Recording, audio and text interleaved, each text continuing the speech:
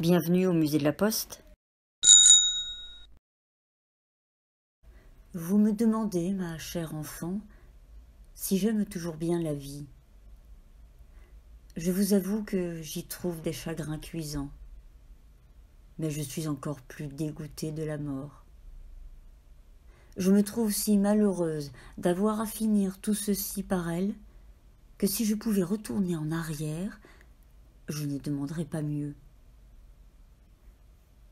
Je me trouve dans un engagement qui m'embarrasse.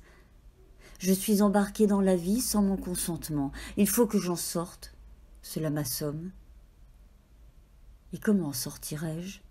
Par où? Par quelle porte? Quand sera-ce? En quelle disposition? Souffrirai-je mille et mille douleurs qui me feront mourir désespérée? Aurais-je un transport au cerveau? Mourrais-je d'un accident? Comment serais-je avec Dieu? Qu'aurais-je à lui présenter? La crainte, la nécessité feront-elles mon retour vers lui? N'aurais-je aucun autre sentiment que celui de la peur? Que puis-je espérer? Suis-je digne du paradis? Suis-je digne de l'enfer? Quelle alternative? Quel embarras! Rien n'est si fou que de mettre son salut dans l'incertitude, mais rien n'est si naturel. Et la sotte vie que je mène est la chose du monde la plus aisée à comprendre.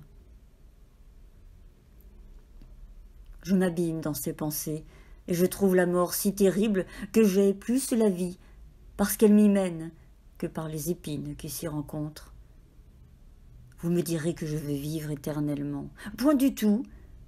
Mais si on m'avait demandé mon avis, j'aurais bien aimé à mourir entre les bras de ma nourrice.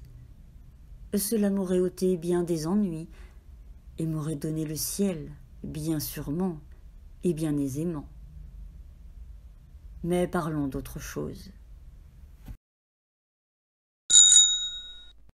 Bienvenue au musée de la Poste.